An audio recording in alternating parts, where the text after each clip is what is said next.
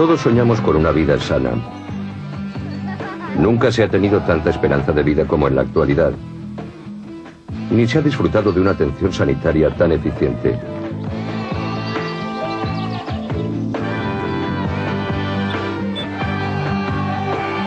Para llegar a la situación presente, los médicos han tenido que derribar un tabú tras otro en su lucha contra las enfermedades y la muerte. Han hecho descubrimientos sorprendentes y se han arriesgado realizando peligrosos experimentos con seres humanos. Cuestión de vida o muerte.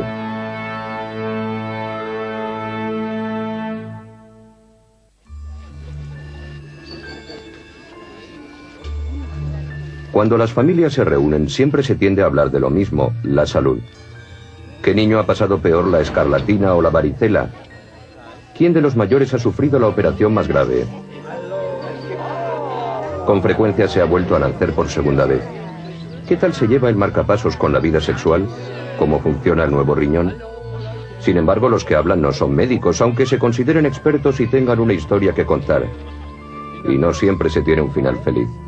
Pero después de todo, las reuniones familiares son para pasarlo bien. Incluso en la actualidad, cada etapa de la vida presenta sus propios peligros. Tan solo hace 100 años, pocas personas llegaban a vivir tanto tiempo. Capítulo 1. Nacimiento.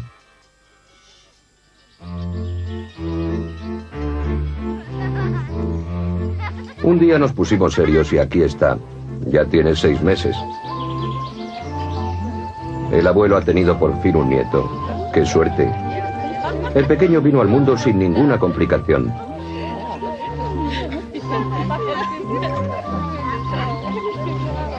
La tía Milly siempre dice, tened cuidado, el primer año de vida es el más peligroso.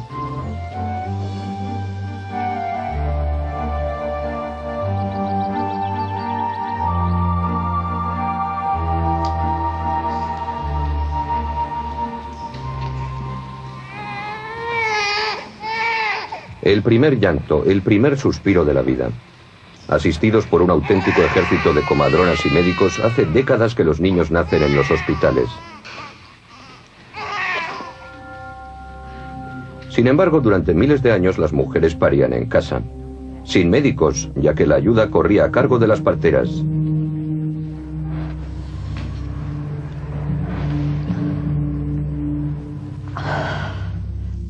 Eran llamadas para asistir a las mujeres en el momento en que más las necesitaban. Las parteras eran expertas en el uso de hierbas que agilizaban el parto y aliviaban los dolores.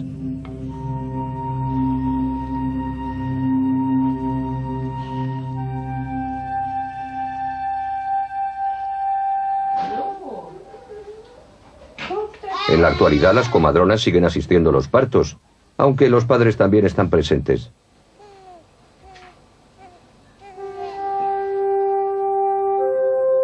Pero, ¿qué ocurre si el canal del parto es demasiado estrecho? Antiguamente era sinónimo de sentencia de muerte tanto para la madre como para el niño.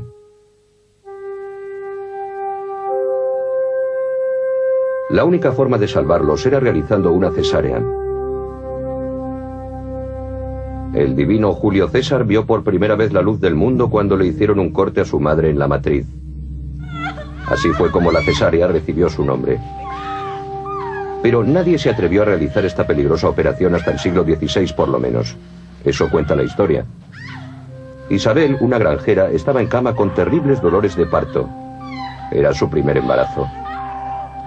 Su marido, Jacob Nuther, se dedicaba a criar cerdos. Para la ocasión llamó a no menos de 13 parteras para que ayudaran a su mujer. Resultó en vano. Tenía que hacer algo y pronto o su querida mujer moriría.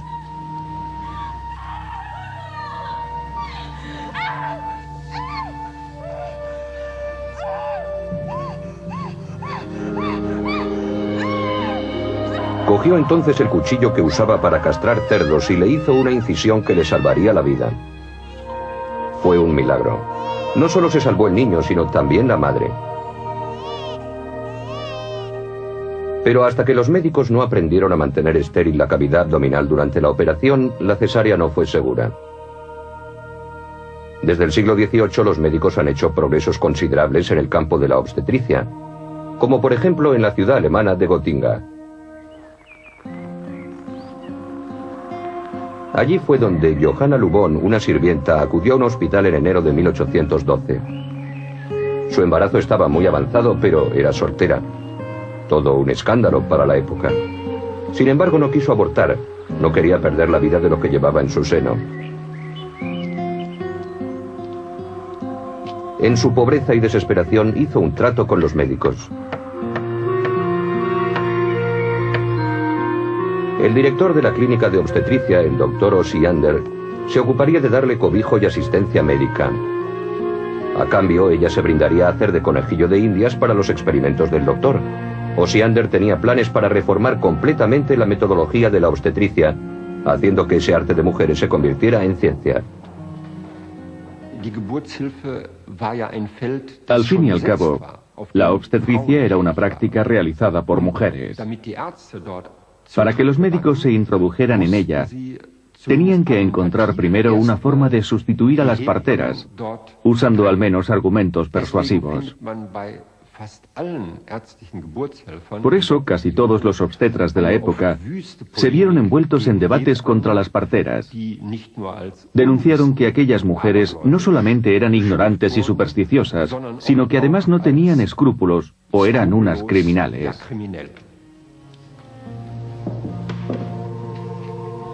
En los dominios de Osiander se permitía que las parteras asistieran partos sin complicaciones, pero solo por encima de la cintura. La parte inferior del cuerpo era tapada con un paño verde y se reservaba al médico.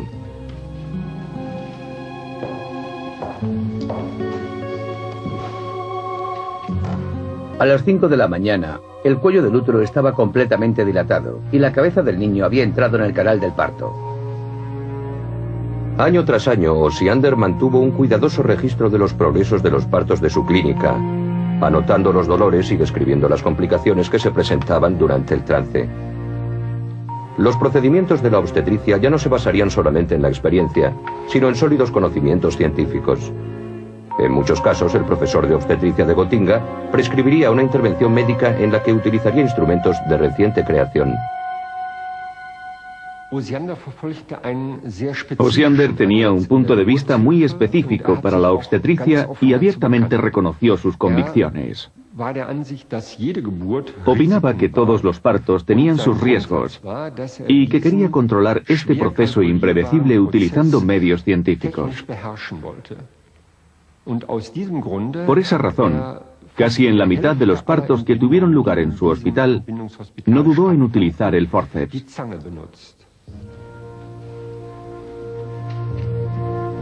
Y en el caso de Johanna Lubón, Osiander decidió que no sería un parto natural. Tenía dolores de parto frecuentes pero incompletos y la cabeza del niño era muy grande. Por lo tanto, me ayudé con el forceps.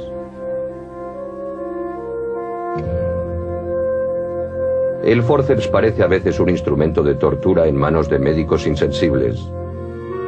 Pero, ¿qué ocurriría en caso de vida o muerte si los dolores de parto son demasiado débiles o si el niño viene atravesado?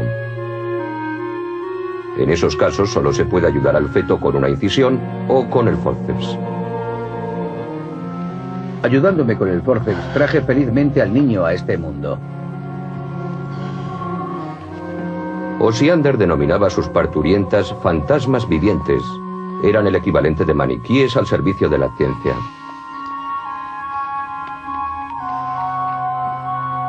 Sería una equivocación creer que esta clínica fue creada para ayudar a solteras embarazadas. Nada de eso. Estas mujeres embarazadas están aquí para ayudar a que el instituto aprenda.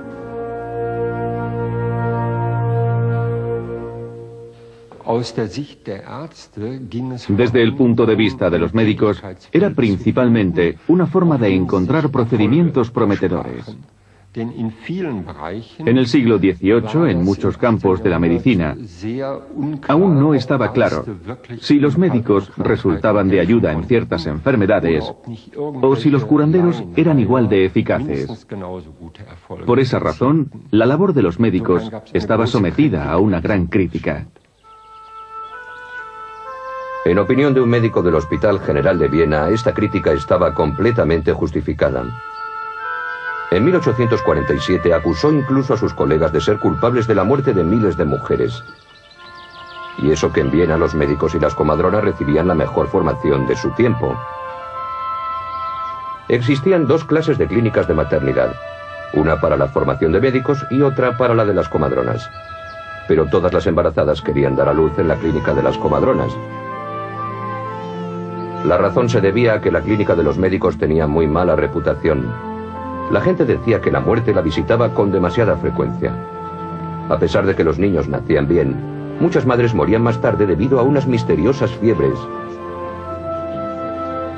Junto con sus colegas, Ignaz Semmelweis veía cómo las mujeres morían indefensas. Pero no se resignó ante el hecho de que tantas perecieran a causa de las extrañas fiebres a los pocos días del parto. Sin embargo, morían una tras otra y los hijos de las madres solteras quedaban huérfanos. ¿Cuál sería la causa de la fatal enfermedad? Esa fue una pregunta que perseguiría a Ignaz Semmelweis durante toda su vida. La enfermedad empezaba con rigidez o con temblores, unos temblores terribles. Se decía que sacudían la cama y que la hacían repicar. A esos síntomas le seguían una fiebre muy alta y luego unos dolores abdominales agonizantes. Peritonitis, mucho peores que los del parto. Las mujeres o se quedaban mudas por el miedo o gritaban por la fiebre puerperal. El índice de mortalidad era muy grande. Esforzándose por resolver el enigma de aquellos fallecimientos, Semmelweis estudió cuidadosamente los certificados de muerte. Las estadísticas demostraban que la mortandad en la clínica de los médicos era 3 veces superior a la del hospital de las comadronas. Tan solo en 1846, 500 nuevas madres salieron del edificio envueltas en un ataúd. Aquello no podía ser un misterio divino. Pero a pesar de su investigación, no consiguió imaginar qué era lo que originaba las fiebres durante el puerperio. Y así siguió hasta que la muerte de un querido colega, Kolečka, le dejó sorprendido y encontró una conexión. Kolečka se había hecho un pequeño corte con un escalpelo mientras trabajaba en el laboratorio de patología y murió a causa de aquel corte. Era costumbre que por la mañana los alumnos estudiaran disección antes de ir a visitar a las nuevas madres. A Semmelweis le entró una terrible sospecha. ¿No iría la muerte en las manos de los médicos? ¿No llevarían ellos mismos el veneno séptico de los cadáveres a las madres? Con irresistible claridad, comprendí que Kolečka había muerto debido al mismo mal de tantos centenares de nuevas madres. La fiebre es causada por residuos procedentes de los cadáveres llevados por las manos de los médicos. Por eso, resulta imperioso que los médicos se laven las manos antes de hacer su ronda en la sala de maternidad. Para combatir esta muerte femenina a mano de los hombres, Semmelweis hizo que se instalaran lavabos inmediatamente con jarras de agua con lejía como desinfectante.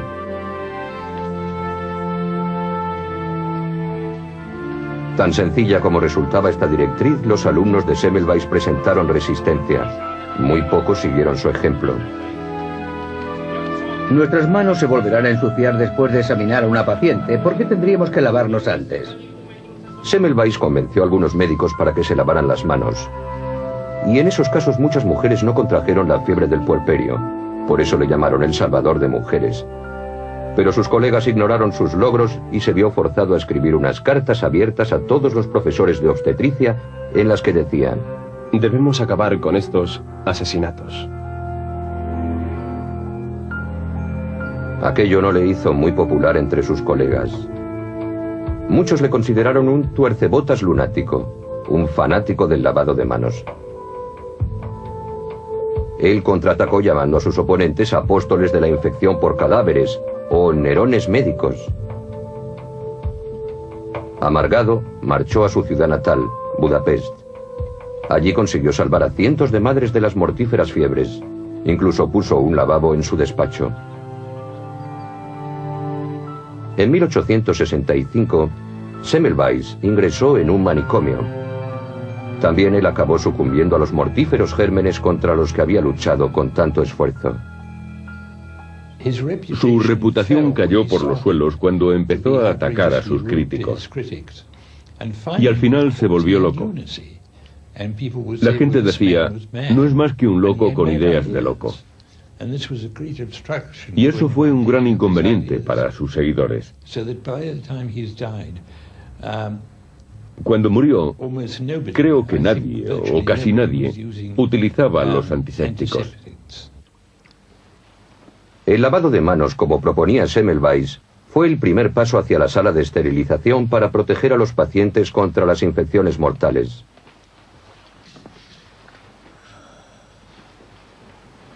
Más adelante hubo un tiempo en el que los partos fueron considerados como enfermedades y los padres no podían pasar a los paritorios. La madre y el hijo están bien.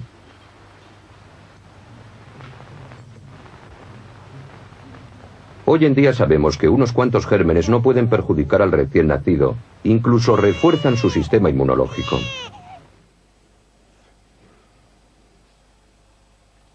Por fin llegó nuestro Maximilian, con sus 3,5 kilos y sus 52 centímetros. Ahora que somos 3, todo irá bien. Pero, ¿qué ocurre cuando el niño viene demasiado pronto? Se han venido usando incubadoras para partos prematuros desde finales del siglo XIX. Ayudan a sobrevivir a niños que pesan algo más de 1 kilo.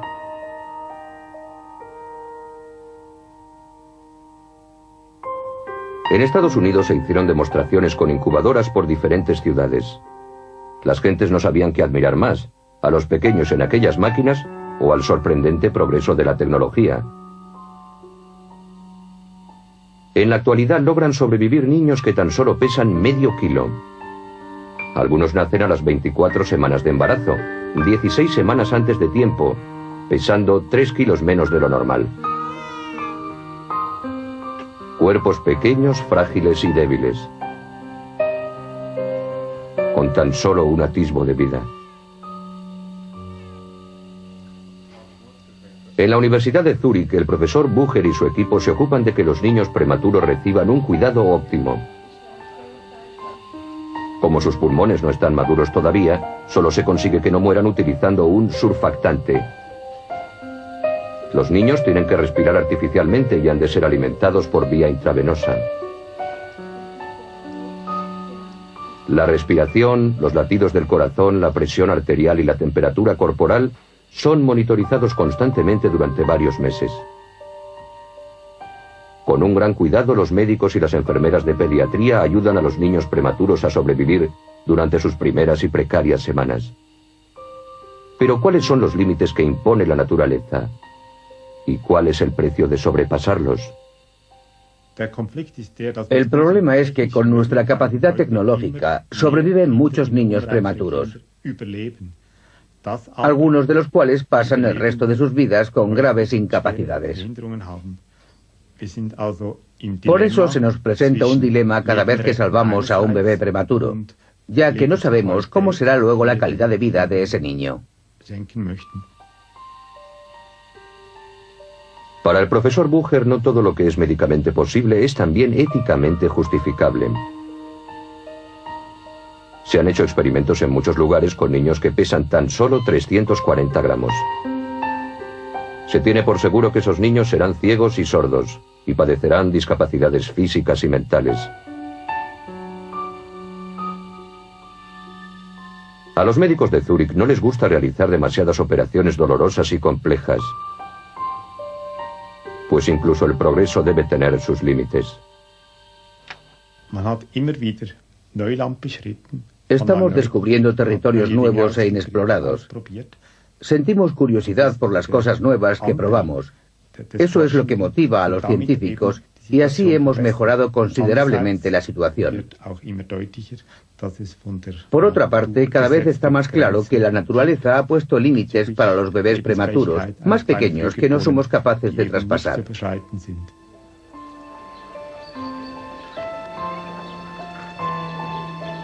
Sigue siendo una gran suerte nacer con salud. Después de que el niño nace, la naturaleza se ocupa de su nutrición. Pero como dice siempre la tía Millie, mamás, no hagáis tonterías. Dar el pecho es malo para el tipo. El biberón no hizo daño nunca. Pecho o biberón sigue siendo una cuestión polémica aún en nuestros días. Pero hace 100 años una nutrición apropiada era cuestión de vida o muerte. Y también una cuestión social. En el siglo XIX, los niños de las clases sociales más pobres sufrían una terrible enfermedad, el raquitismo. Sus huesos eran demasiado débiles. Crecían poco, tenían piernas abombadas y morían pronto.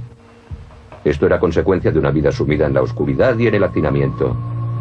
En las regiones mineras de Inglaterra, padecían raquitismo hasta el 90% de los niños. Se le denominaba la enfermedad inglesa. Este esqueleto de una chica de 19 años muestra los síntomas típicos: piernas con un extraño abombamiento, pelvis sesgada y columna vertebral desviada. Francis Gleason describió la enfermedad por primera vez en 1650 y la llamó raquitis, que en griego significa columna vertebral. Normalmente se la denomina raquitismo. Para detener la terrible deformación del esqueleto, los médicos prescribían corsés de hierro. Pero eran totalmente incapaces de impedir las deformidades. Sin embargo, el remedio estaba al alcance de la mano.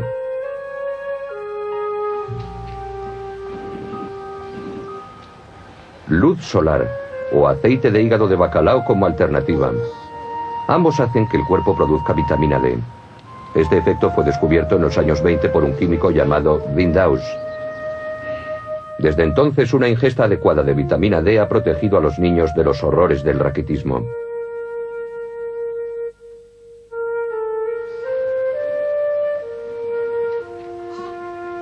La mala nutrición fue siempre un peligro para la infancia. Este documental divulgativo norteamericano de los años 20 informa de los peligros del biberón. Y tenía sus motivos, porque muchas madres no guardaban una buena higiene. La muerte acecha en el biberón, se advertían.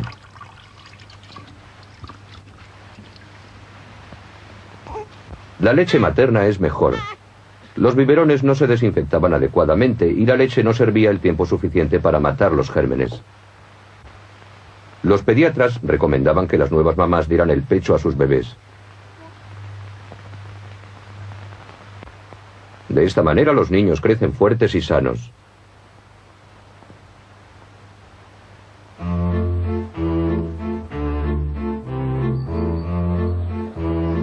Pecho o biberón. En nuestros días la medicina conoce exactamente todo lo que se debe saber acerca de una nutrición adecuada para los bebés. Un auténtico viaje a través de un nuevo mundo de peligros.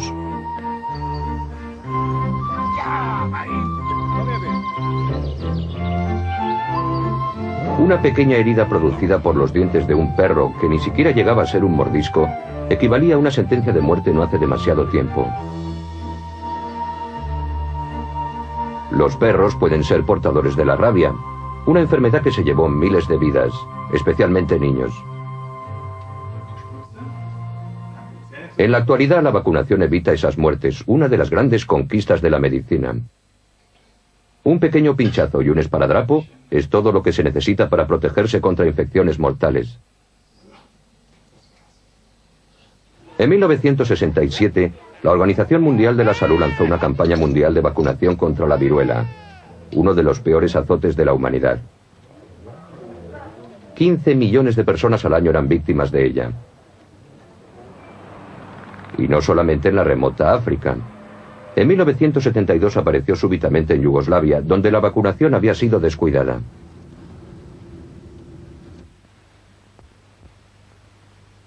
Variola vera o viruela auténtica es una enfermedad muy contagiosa que se propaga a una velocidad increíble. Unas feas pústulas cubren y desfiguran a los pacientes, que sufren unos dolores terribles. Pocos escapan a la muerte. Algo trágico, teniendo en cuenta que la vacuna contra la viruela estuvo disponible desde 1796. En los tiempos en que la viruela hacía estragos en Europa, Edward Jenner, un sencillo médico rural de la ciudad inglesa de Berkeley, declaró la guerra a esa horrible epidemia. Un día, las palabras de una lechera a la que había tratado hacía tiempo acudieron a su mente. Ella no tenía que preocuparse por la viruela porque había padecido la viruela bovina. Cuando una lechera llamada Sarah Nelmes fue a verle aquejada de un molesto sarpullido, Jenner pensó que se le presentaba una oportunidad única para probar sus hipótesis. Jenner se dio cuenta de que la infección de Sarah provenía del útero de su vaca, Blossom. Por suerte se trataba solamente de viruela bovina, no de la viruela auténtica, que en aquellos días contraían 2 de cada 3 niños. Como resultado morían cientos de miles de ellos. Se conservan modelos de cera de los tiempos de Jenner con los síntomas típicos de la enfermedad. Granos llenos de pus que cubren la cara y las extremidades. En la actualidad sabemos que la enfermedad es causada por un virus, pero entonces se creía que era un azote divino. En Berkeley, Jenner atendía tanto a los hombres como a los animales, y por medio de ello se topó con la suerte. Jenner publicó la descripción de 23 casos de enfermedades que había encontrado. Investigación de las causas y efectos de la viruela bovina. El caso número 16 era el de Sarah Nelmes. Se produjo una gran irritación con pústulas. Las pústulas son indicativas del verdadero carácter de la viruela bovina y suelen aparecer en las manos. En la figura adjunta ofrezco una representación gráfica.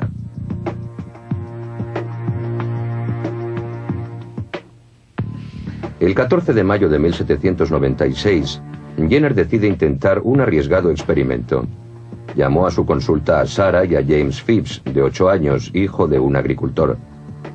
Recogió secreciones de una de las pústulas de la lechera y con un cuchillo hizo una pequeña incisión en la piel del muchacho inoculándole la viruela bovina.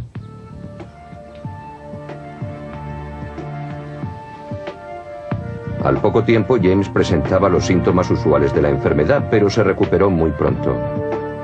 Jenner estaba seguro de que la viruela bovina inmunizaba contra la viruela auténtica, pero tenía que demostrarlo. El chico, sus padres y 2 colegas estuvieron de acuerdo en dar el siguiente paso del experimento.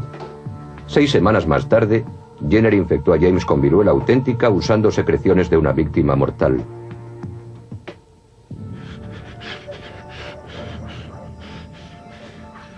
¿Qué ocurriría si James acababa desfigurado para el resto de su vida? ¿O si moría? ¿Y si James desarrollaba una nueva epidemia de viruela? Pero James Phipps siguió con buena salud. La vacuna le había hecho inmune contra la mortífera viruela. Las noticias del éxito de Jenner se propagaron con rapidez, y los granjeros de los alrededores le llevaron a sus hijos para que les vacunara. La extinción de la viruela, el azote más terrible de la especie humana, debe ser el resultado de esta práctica. La casa jardín de Jenner se convirtió en el primer centro de vacunación de la historia. Su método fue adoptado inmediatamente por los médicos europeos. Nunca un descubrimiento médico se propagó tan rápidamente.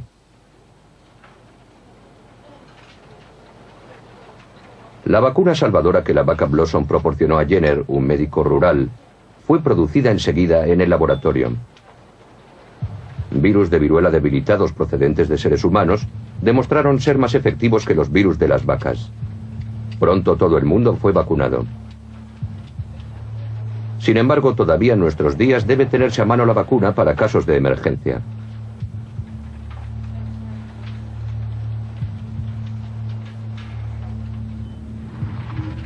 Peligro de viruela. No pasar. En 1970, un viajero trajo el virus desde Pakistán hasta la pequeña ciudad alemana de Meschede. A pesar de la cuarentena, infectó a 18 pacientes y enfermeras del hospital. 4 murieron, pero él sobrevivió. La Organización Mundial de la Salud lanzó inmediatamente una nueva campaña de vacunación que consiguió mantener a raya a una de las últimas epidemias de viruela en Europa.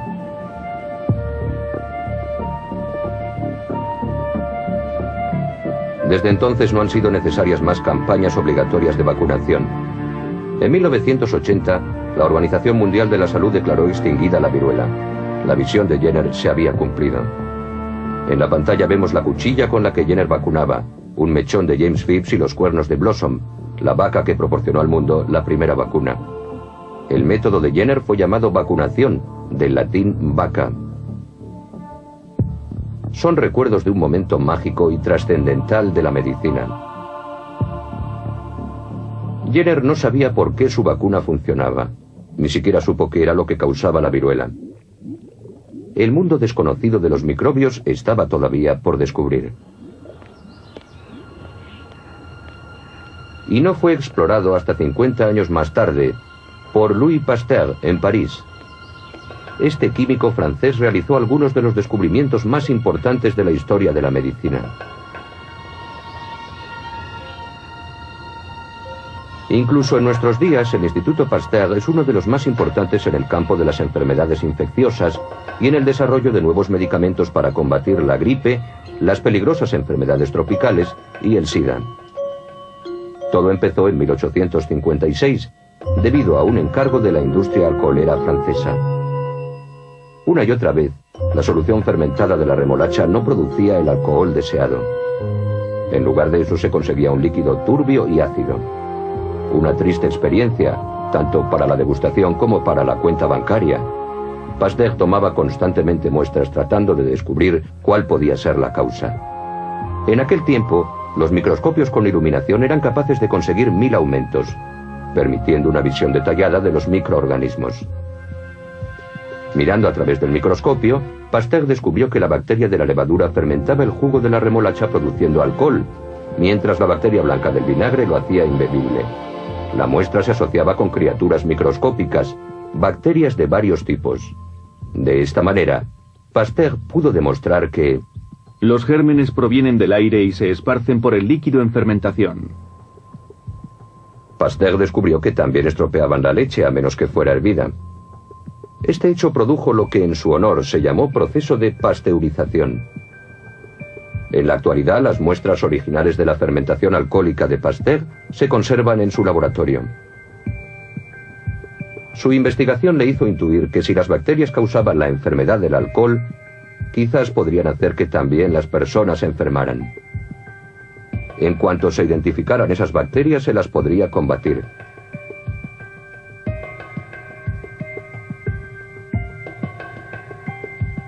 Miles de personas morían año tras año mordidos por perros rabiosos. En 1880 Pasteur investigó los agentes patógenos que causan la rabia, pero fue en vano, ya que la producía un virus, un organismo infinitamente más pequeño que las bacterias. Los perros rabiosos tratan de morder en todas las direcciones. A continuación entran en un estado letárgico y excretan grandes cantidades de saliva antes de morir víctimas de una terrible agonía. El mejor amigo del hombre se convierte en su peor enemigo.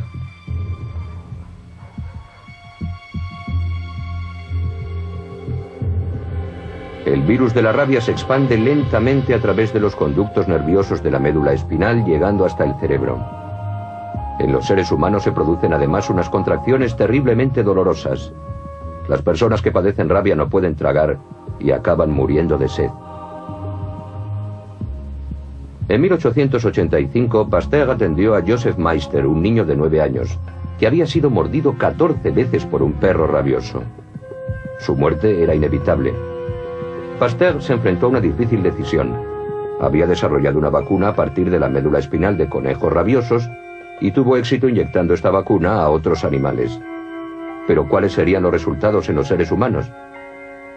No obstante, se atrevió a probar con Joseph Meister. El niño estaba a un paso de la muerte, aquejado de rabia.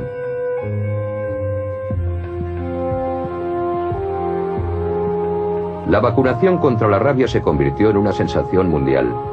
Entre las personas desesperadas se encontraban 19 pacientes rusos de Smolensk.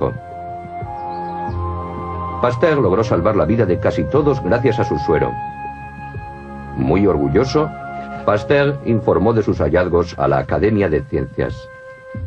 De 1.700 infectados solo murieron 10 debido a que fueron tratados demasiado tarde. La gente se dio cuenta inmediatamente de que había ocurrido algo extraordinario. El mismo Pasteur sintió temor ante los resultados. Había experimentado muchas veces con perros, pero ahora se trataba de seres humanos, lo que demuestra que Pasteur se preocupaba por la ética de sus actos, algo que sucedía tanto en aquel tiempo como en la actualidad. Pasteur, salvador de tantas vidas, se convirtió en uno de los personajes más admirados de la medicina y en un héroe famoso en todo el mundo.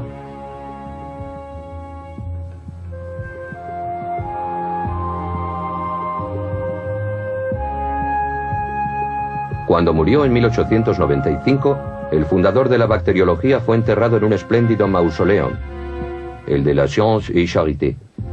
El principio ético de Pasteur como investigador y médico era ciencia para el bien de la humanidad. Hoy en día una estatua conmemora la primera vacunación contra la rabia, un momento mágico de la medicina.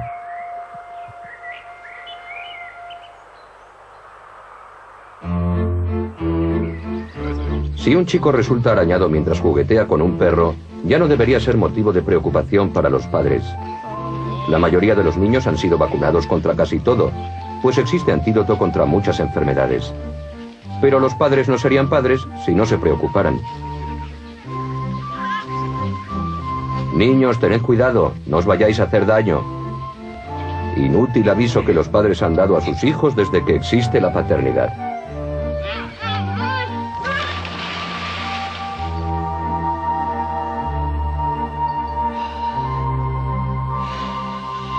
Respira profundo y despacio.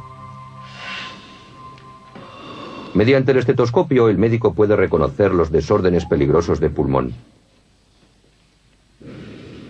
Este útil instrumento fue inventado en 1816 por el médico francés René Théophile Laennec.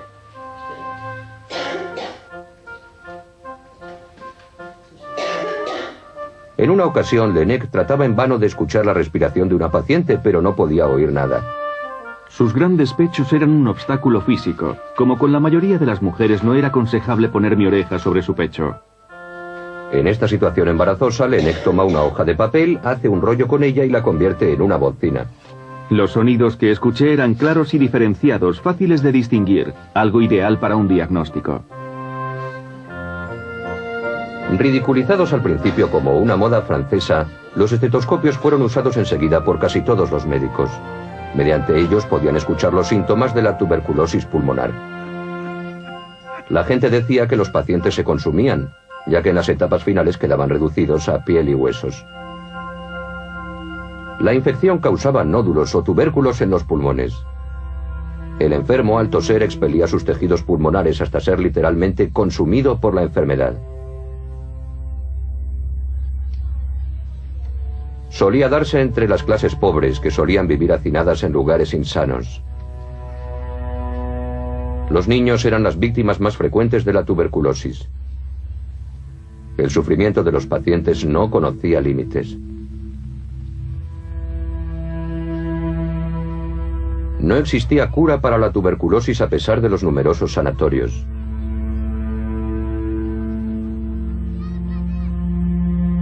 Los ricos acudían a curarse a la montaña mágica de Davos, en Suiza. Los menos afortunados se las arreglaban en otros sanatorios bañados por el sol.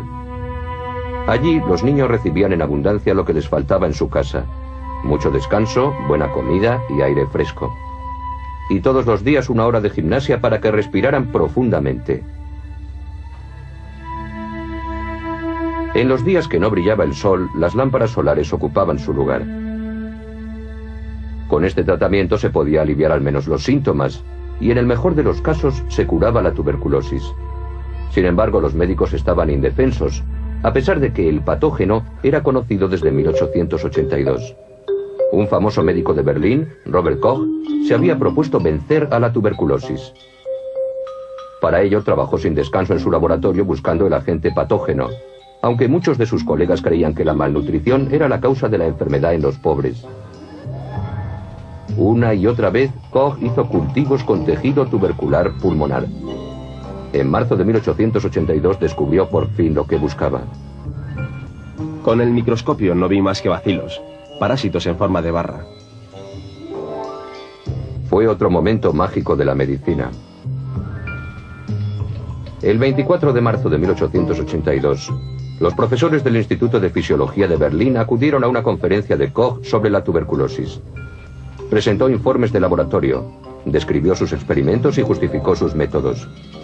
Nadie esperaba oír nada nuevo, pero lo que iba a anunciar tendría una gran repercusión científica. He encontrado la causa de la tuberculosis. Es una bacteria. Algunos estuvieron de acuerdo, aunque también hubo protestas airadas de profesores muy importantes.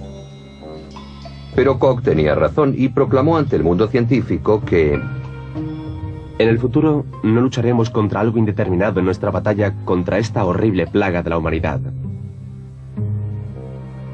La tuberculosis es una enfermedad contagiosa. Robert Koch fue el gran héroe de la bacteriología alemana de finales del siglo XIX. No debemos olvidar que en su momento su laboratorio fue de alguna manera el campo de batalla entre los intereses nacionales alemanes y franceses. El gran oponente de Koch fue, por supuesto, Pasteur. Los dos científicos se llevaban muy bien, pero estaban inmersos en un gran enfrentamiento político.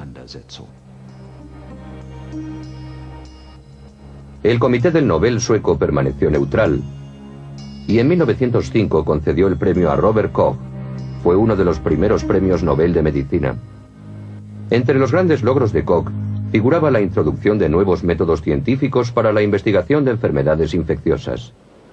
Para demostrar que cierto agente patógeno es el causante de una determinada enfermedad, el científico tiene en primer lugar que aislarlo e identificarlo, para a continuación criar un cultivo del mismo en un vaso Petri. Finalmente tiene que repetir el mismo cuadro clínico mediante experimentos con animales. Este fue el famoso postulado de Koch. Estas reglas son ahora obligatorias en todos los laboratorios del mundo.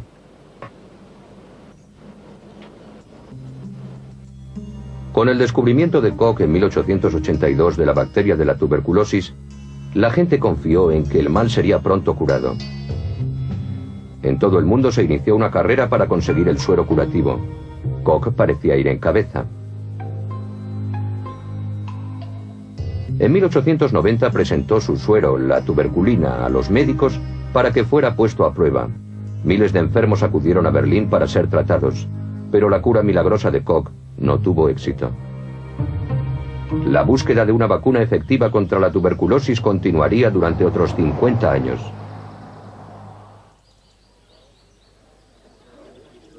En Nueva Jersey, en la Universidad de Rutgers, un inmigrante ruso es nombrado director del Departamento de Microbiología. Su nombre, Selman Waksman. En 1943 descubre que el Streptomyces griseus, un moho que crece en la tierra, mata la bacteria en un plato Petri. Waksman llama al nuevo antibiótico streptomicina, basándose en el nombre del moho, y lo prueba contra la bacteria de la tuberculosis. El antibiótico funciona bien tanto en el laboratorio como con los animales. Si probara que es igual de efectivo en los ensayos clínicos, salvaría millones de vidas humanas.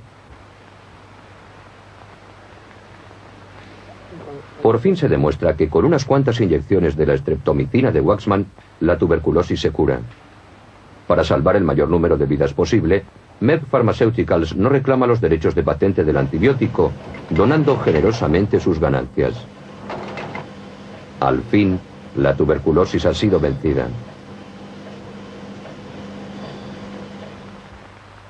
Pero a finales del siglo XX la tuberculosis regresa a Europa.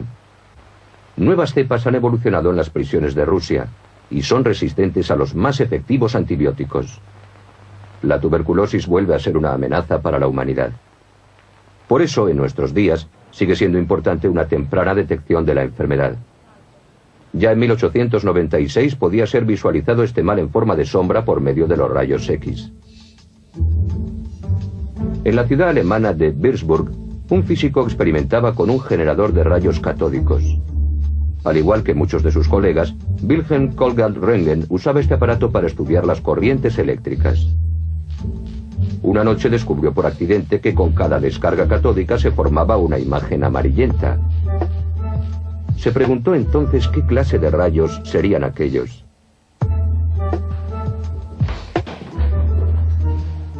En los experimentos que siguieron utilizó un trozo de cartón negro opaco para apantallar los rayos.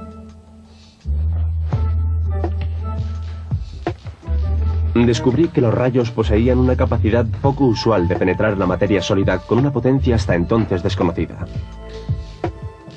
Röntgen había descubierto unos rayos desconocidos hasta entonces a los que llamó rayos X. Como prueba, los utilizó para iluminar el interior de un libro de 1000 páginas, una espiral bimetálica y el cañón de su escopeta de caza. Junto con la puerta de su laboratorio, estas son las primeras imágenes obtenidas mediante rayos X. El 22 de diciembre de 1895, su mujer Berta le dijo que debía ir a tomar el té con ella, pues había pasado varias semanas trabajando en solitario día y noche en el laboratorio. Se le ocurrió entonces que su mujer fuera la primera en conocer su descubrimiento. Le hizo extender la mano, anillo incluido, sobre una placa fotográfica e hizo pasar rayos X a través de ella. Fue un momento mágico de la medicina. La mano de Bertha Röntgen es la primera imagen humana conseguida por medio de rayos X.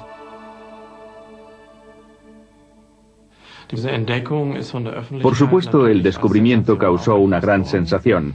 Después de completar su investigación, Röntgen preparó un informe y presentó el escrito a sus colegas. De ahí se filtró a la prensa y, tal como Röntgen esperaba, desató una auténtica tormenta. Como es lógico, algunos sintieron temores de los rayos. Imaginaban las cosas más fantásticas. En los teatros se llegó a prohibir el uso de gafas de rayos X porque las actrices temían que el público pudiera verlas por debajo de sus ropas. Hubo caricaturas que presentaron la situación bajo una óptica humorística, pero muchas personas sintieron auténtico miedo. Por otra parte, miembros de la alta sociedad empezaron a jugar con pequeños aparatos de rayos X en sus fiestas. Se pasaban manos o carteras por rayos X que se habían convertido en un juego de salón. Pero Röntgen supo apreciar que su sensacional descubrimiento revolucionaría la medicina. A los 6 meses del descubrimiento, la industria ofrecía ya equipos completos de rayos X a los médicos. Surgió una nueva profesión, especialista en diagnosis por rayos X, la radiología. Los médicos podían observar si sus pacientes tenían problemas óseos o investigar si las señoras padecían tuberculosis sin necesidad de que tuvieran que ruborizarse, pues no era necesario desvestirse. También se le ocurrió a Röntgen que los rayos tendrían un efecto terapéutico para tratar enfermedades que hasta entonces habían sido incurables. Los médicos se dieron cuenta de que a los pacientes que habían sido sometidos a varias sesiones de rayos X se les caía el pelo o se les quemaba la piel.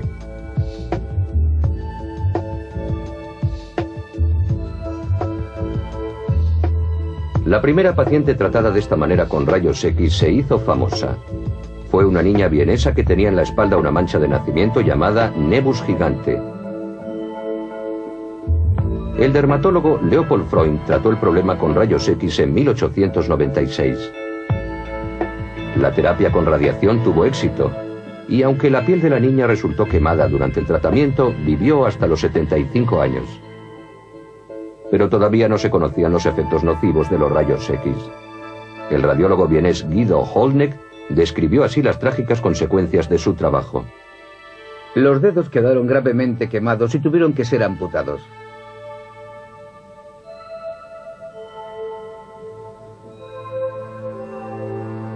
Al igual que muchos radiólogos, fue víctima de su profesión. Murió a causa de los daños producidos por la radiación. Para proteger la salud de sus colegas, Helgnet desarrolló un dosímetro para rayos X que se sigue utilizando en la actualidad.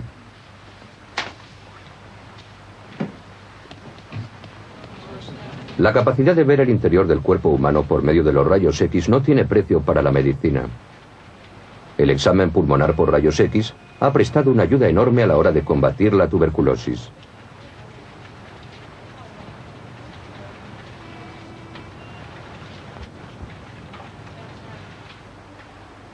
Desde el descubrimiento de Röntgen se viene diciendo rutinariamente a los pacientes: por favor, quítese la camisa, inspire profundamente y contenga la respiración.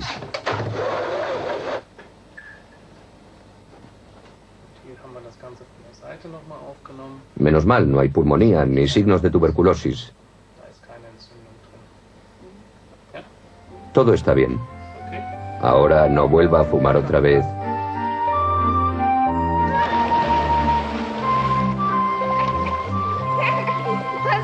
Los días de la inconsciente infancia son los mejores, dice siempre la tía Millie. Quien llega a los 16 años tiene grandes oportunidades de vivir hasta los 76 o más. Y todo gracias a los momentos mágicos de la medicina.